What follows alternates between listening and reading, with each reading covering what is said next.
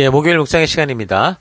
일부러 깨어있지 않으면 본능을 따라 움직이게 된다. 일부러 깨어있지 않으면 본능을 따라 움직이게 된다. 이런 제목으로 하나님의 말씀 오늘 묵상 나누겠습니다.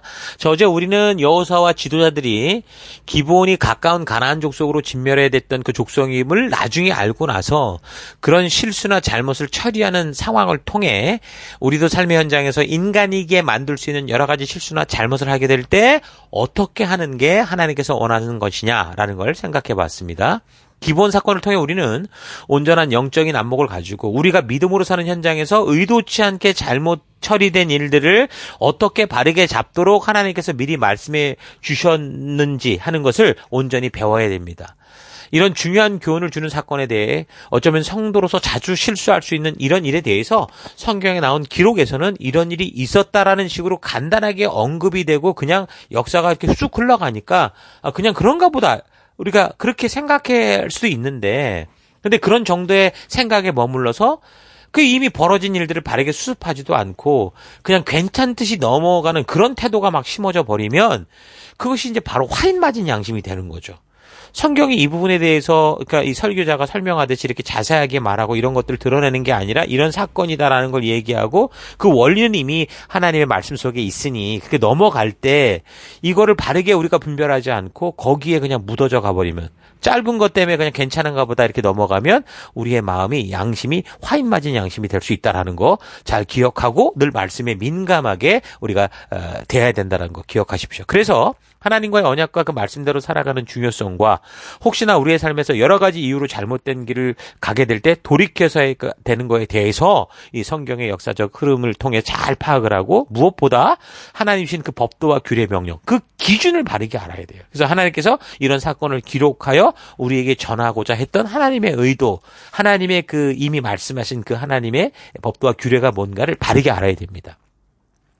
실수나 잘못을 할 수 있지만 이런 실수나 잘못을 바르게 인정하고 하나님 앞에 온전하게 회복하는 그런 일을 하지 않고 그냥 핑계와 변명을 대고 다른 방법으로 얼버무리듯 합리화하면서 대충 넘어가 버리면 그 즉시 뭐 해가 오거나 그런 일은 없겠지만 이런 온전치 못한 순종의 이런 삶의 태도가 결국은 쓴 뿌리로 쓴 열매로 나타나게 된다는 거 기억해야 돼요.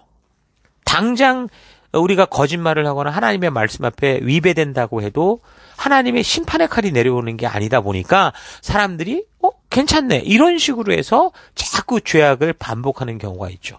근데 결국에는 그게 그 당시에는 하나님은 사실 우리에게 회개의 기회를 주시고 용서의 기회를 주시려고 우리가 잘못할 때 즉시 죽인 게 아니고 기회를 주시는 건데 이거를 오해해서 우리가 이래도 괜찮구나라고 하는 식으로 그 더럽혀진 양심으로 우리가 자꾸 이렇게 습관이 되면 결국에는 그 쓴 물이 쓴 뿌리 쓴 열매가 우리 삶의 뒤편에서 나타나게 돼요. 오래된 시간이 흘러가면서 그 썩은 열매들이 나타나게 되죠. 여호수아가 지금 여기에서 이렇게 실수하게 되면 결국 어떻게 됩니까? 결국 가나안 정복 전쟁을 완전히 깔끔하게 끝내지 못하는 일에 단초가 되고 말았어요. 이런 일을 함으로 말미암아 사람들이 그럴 수도 있지 이런 식의 생각이 심어진 거죠. 실수와 잘못을 하고 그것을 하나님의 말씀대로 되돌이키지 않고 그냥 실수와 잘못을 그냥 다른 방법으로 통해서 얼버무리면서 넘어감으로 해서 다음 주에도 계속해서 살피면 알겠지만 이스라엘이 결국 가나안 정복 전쟁을 완성해감에 있어서 각 지파별로 땅을 분배받아 놓고도 그것을 온전히 정복하지 못하고 그리고 나서도 진멸의 그 명령을 감당하지 못하고도 어쩔 수 없다 이런 식의 핑계로 그럼 저들을 노예처럼 부리겠다 이런 식의 일들이 막 나타나요. 그래서 하나님께서 진멸하라고 했던 그 첫 번째 명령을 무시하고 그렇게 전쟁을 마무리하는 그런 역사로 덮어지는 걸 볼 수 있습니다.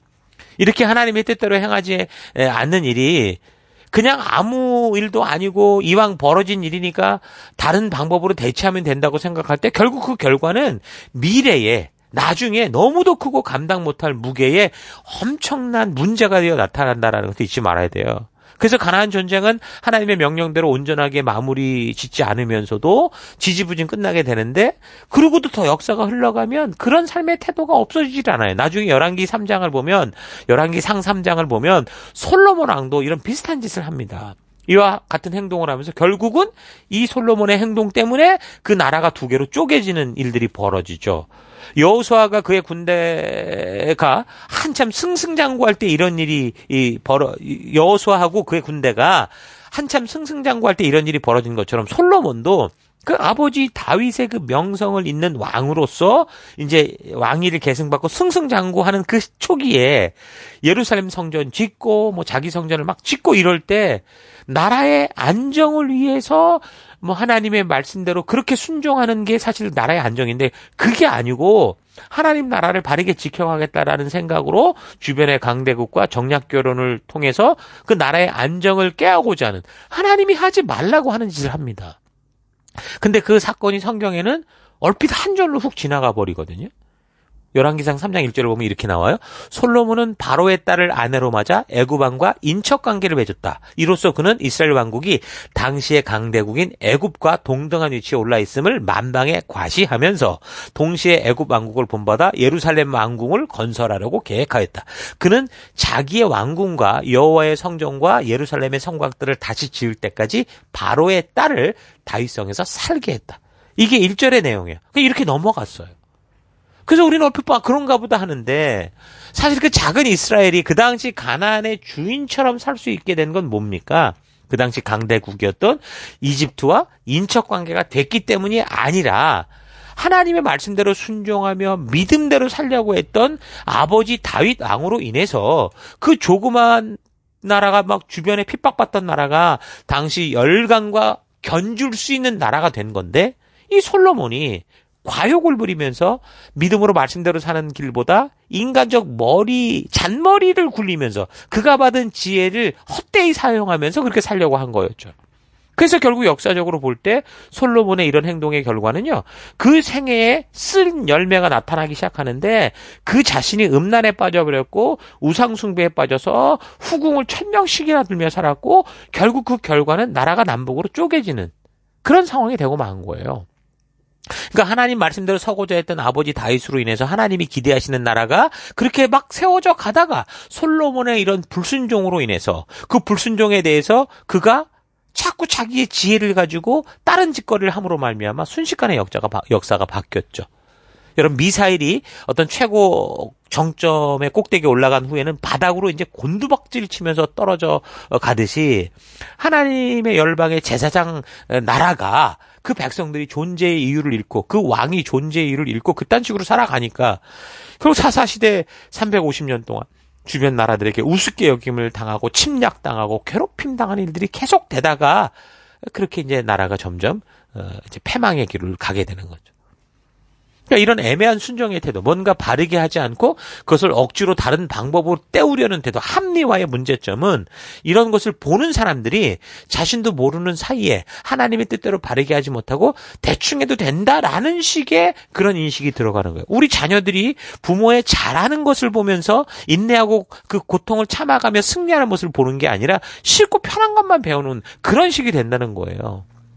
여호수아의 이런 행동의 결과가 그래서 행동이 어떤 결과를 가져오는지 그 당시에는 얼핏 보면 몰랐지만 조금 전에 말한 것처럼 결국 가나안 전쟁이 마무리되는 과정에서 결국 이스라엘 백성들이 하나님의 그 진멸하라 했던 헤렘의 전쟁의 이 명령을 온전하게 순종하지 못하고 타협하는 일들이 생긴 거예요.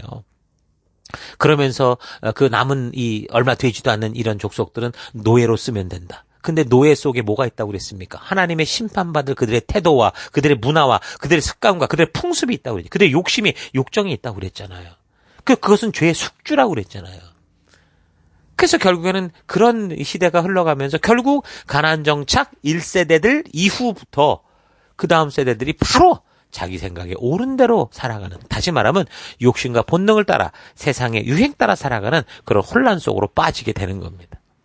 여호수아의 기본에 대한 조치나 나라를 안정되게 하려고 인간적인 방법들을 동원한 이 솔로몬의 조치, 그러니까 상황과 환경에 따라 하나님의 뜻과 명령을 가감하고 적당히 무리 없이 흘러가게 하려는 이런 합리적인 조치들은 그 당시 사명을 바르게 감당하기에 힘든 여건들을 볼 때는 그래요. 뭐 사람으로서 인정은 해요.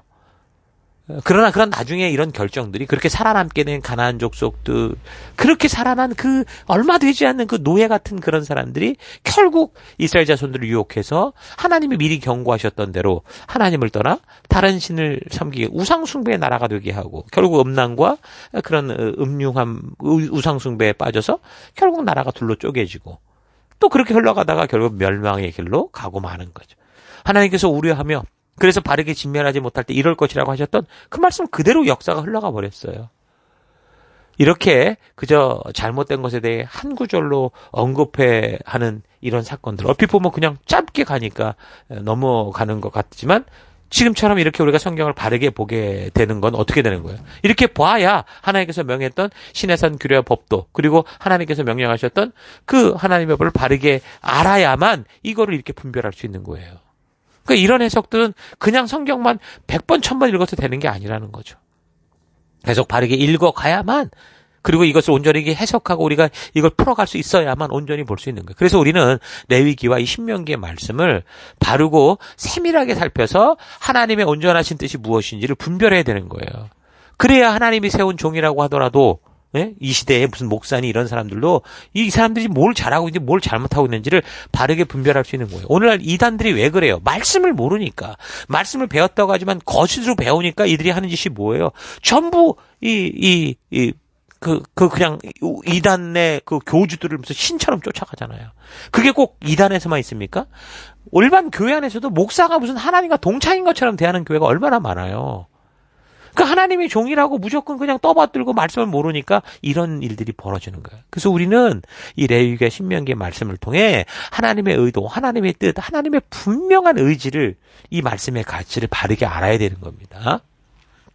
자, 9장의 기본 사건 기록은 우리에게 아주 중요한 영적인 분별력을 가질 수 있게 하는 통찰력을 줍니다. 여러분이 살아가는 현장에서 수없이 맞닥뜨려야 되는 사건들이기 때문에 우리는 이 사건을 통해서 바르고 온전하게 하나님 뜻대로 살아가는 지혜가 무엇인가 우리가 바르게 가지고, 또 하나님의 주시는 그 분별력을 우리가 가져야 됩니다. 그래서 하나님의 의도를 따라 우리의 삶의 모든 일을 분별할 수 있는 분별의 능력이 있기를 바랍니다. 교회가 이 주신 사명을 타협하지 않고 이루어가는 일에 있어서도 이거 아주 중요한 교훈이 되는 핵심적인 내용이죠. 하나님께서 우리에게 주신 그 사명이 있잖아요. 그 사명 그대로 이 세상의 문화와 대충 버무려지지 않고 순수한 말씀 그대로, 그 말씀 주신 사명대로 이루어가고자 할 때 어때요? 끊임없이 자꾸 쉽고 편안한 방법들이 있다, 이런 식으로 세상의 유혹이 다가오고, 심지어 기브온 족속들처럼 아주 불쌍하고 아주 힘든 척하며 설득하면서 결국 힘들어도 하나님의 뜻대로 바르게 서고자 하는 바르게 순종의 태도보다 하기 힘드니까 좀 쉽게 가자, 쉽고 편안한 타협의 길을 가자고 하는 그런 식의 그런 유혹들이 우리 안에 늘 있을 거예요. 그런 일이 올 때 어떻게 해야 돼요? 그런 설득과 요구, 그런 눈에 보이는 현상에 못 이겨서 대충 타협하고 쉽고 편하고 사람들이 많이 모이는 그런 길을 택한다면, 당장은 교회가 많은 사람들로 북적거리는 것처럼 보일지 모르지만, 뭔가 잘 되는 것처럼 보일지, 잔치처럼 보일지 모르지만, 그러나 그런 선택의 결과는 어떻게 돼요? 결국에 시간이 흐르며 하나님의 뜻을 외면하는 교회가 될 것이고, 그럼 결국 그것은 사사시대로 흘러갈 것이고, 서로 자기를 고집하며 자기 생각에 옳은 대로 살아가는 그런 교회가 될 거예요. 그런 교회는 사람이 아무리 모이면 많이 모여도 그건 교회가 아니고 지옥이 되는 거죠. 여러분, 이런 사실 잊지 마시고, 특별히 우리 셀 리더들은 이런 기브온 사건의 핵심이 말해주는 이 영적인 이 의도를, 우리가 이 뜻을 바르게 알아서 우리가 반드시 보내받은 우리 셀의 현장에서 쉽고 편하고 편리한 길로 가고자 하는 게 아니라 하나님의 군대로 지켜야 되는 십자가의 군대로서 그 사명과 가치를 여러분 꼭 지켜가기를 바랍니다. 가정에서 부모님들도 그래요. 아이들을 키우다 보면 아이들이 정말 정말 필요한 것은 잘 안 하고 필요 없는 걸 할 때가 얼마나 많습니까? 근데 그걸 온전한 길로 일으키는 게 너무너무 힘들어요. 참 이상하죠? 쉽지가 않아요. 그러다 보니 이제 부모도 어느 시간이 지나면 나도 모르겠다 포기하게 되는데, 여러분 그럴 수는 없어요. 적어도 아이들이 사춘기가 돼서 지 고집대로 똥꼬집히며 살아가기 전까지는 우리에게 주신 좋은 기회니까, 그 아이들이 그래도 부모 말을 듣고 귀를 기울일 때 열심히 교육하고 바르게 교육하고 반복적으로 교육하고 잘 가르쳐야 돼요. 근데 그게 다 씨앗으로 심어지게 돼 있어요. 그리고 이제 자기 고집이 생기는 그때는 또 대화를 통해서 잘 또 풀어가고, 그리고 어느 시간이 지나서 그들이 이제 성인이 된다면 그때 또한 우리가 인격적으로 서로가 관계를 통해 우리가 먼저 그런 모델이 돼서 온전한 길로 이끄는 그런 길을 우리가 걸어가야 된다라는 겁니다. 잊지 마십시오. 여러분, 특히 우리 사역의 현장인 셀과 교회 속에서 여러분이 사명을 감당할 때 여러분들이 온전히 지금 하나님의 뜻이 이런 걸 알고 그 말씀대로 순종하며 나아가려고 하다가 그 셀을 떠나는 사람들이 있을 수 있어요. 여러분, 그래도 두려워하지 마십시오. 그건 여러분 책임이 아니에요. 오히려 사람 붙잡아 두겠다고 하나님이 그 셀을 통해 주신 그 사명을 따라가는 게 아니라 자꾸 재밌게, 쉽게, 편리하게 이렇게 뭐 동호회를 만드는 것처럼 하는 게 더 큰 죄악이에요. 여러분, 이런 사실 잊지 마시고 하나님 말씀하신 의도대로 결단하고 또 잘못된 판단을 하거나 행동을 했을 때는 즉시 말씀의 기준으로 다시 돌아와서 회개와 변화가 있는 하나님의 말씀을 끝까지 믿음으로 걸어가는 여러분과 제가 되기를 바랍니다. 자, 오늘 하루 나는 내가 지금 하나님 말씀대로 순종하지 못하는 것에 대해서 이런 타협의 태도가 결국 더 감당하기 힘든 쓴 열매로 다가올 것을 알고, 또한 하나님께서 이런 상황을 아시면서 나로 그의 군대 삼으셔서 지금 이 어두운 땅, 어둠 속에 가나안에 보냈다라는 걸 잊지 않고 하나님 말씀을 그대로 순종하고자 하는 삶을 살고 있는지, 아니면 하나님의 뜻을 그대로 이루고자 하는 절실함을 잃어버리고 세속의 즐거움과 화려함에 섞여서 그냥 이 땅에서 표류하며 편안한 삶, 적당히 살아가는 삶을 살고 있지 않았는지 좀 차분히 되돌아볼 수 있기를 바랍니다. 우리가 살아가는 이 땅은 하나님의 뜻을 거부하고 거절하며 자신들의 욕심을 고집하며 사는 사람들이 그런 삶의 끝이 어딘지도 모르고 휩쓸려가는 곳입니다. 그래서 하나님은 우리를 이 땅 가나안으로 분명한 사명을 주어 보내셨죠. 하지만 우리는 사람이기에 그 사명에 일부러 정신 차려서 깨어 있으려고 하지 않으면 본능적인 욕심에 빠지고 실수하고 잘못을 범할 수밖에 없는 연약함 가운데 있습니다.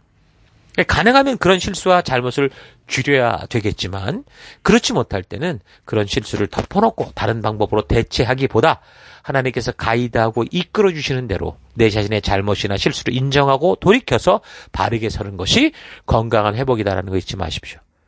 잘못과 실수를 인정할 그때 비록 당장은 힘들고 어렵게 느껴지고 상황이 안 좋은 것 같이 느낄 수 있어요. 그러나 그것을 바르게 고백하고 온전한 말씀의 길로 돌아와야 더 건강하게 하나님께서 주신 사명을 바르고 온전하게 감당을 하고 또 열방의 제사장 나라로서의 길을 걷는 온전한 하나님 나라 백성으로 살아갈 수 있다는 거 잊지 마십시다.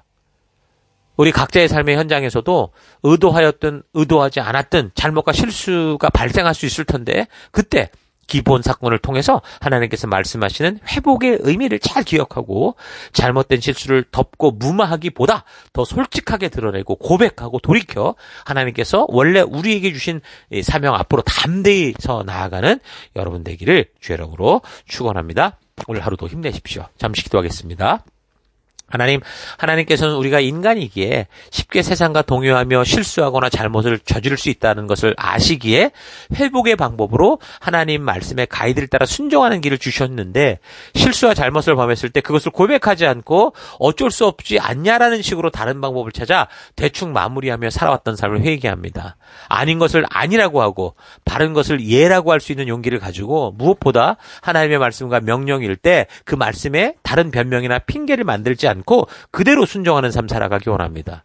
우리의 삶 속에서 인간이기에 본능적으로 드러내야 할 실수와 잘못도 숨기고 변명하려 할 수 있다는 사실을 기억하고 날마다 하나님의 말씀 앞에 정직하게 설 수 있는 믿음의 결단 있는 삶 살아가기를 원합니다. 하나님, 그래서 이 말씀대로 일부러 우리가 깨어 있으려고 하지 않으면 언제라도 무너질 수 있는 게 우리라는 거 잊지 않고 나라는 거 잊지 않고 하나님, 그래서 더 말씀으로 깨어있는 그런 하루, 그런 한 걸음 되길 원합니다.